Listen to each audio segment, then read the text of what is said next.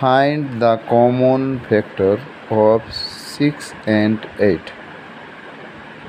6 and 8 common factor বের করতে হবে। আমরা 6কে লিখতে পারি 6 = 1 × 6, 6 = 2 × 3, এবং 8কে লিখতে পারি 8 = 1 × 8, 8 লিখতে পারি 2 × 4। আর এদেরকে ভাঙা যাচ্ছে না, 6 এবং 8কে আর ভাঙা যাচ্ছে না।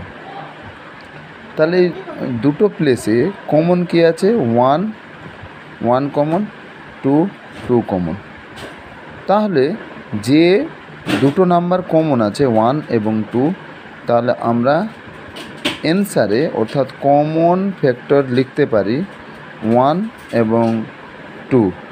তাহলে অ্যান্সার কী হচ্ছে? 1 and 2। Thank you.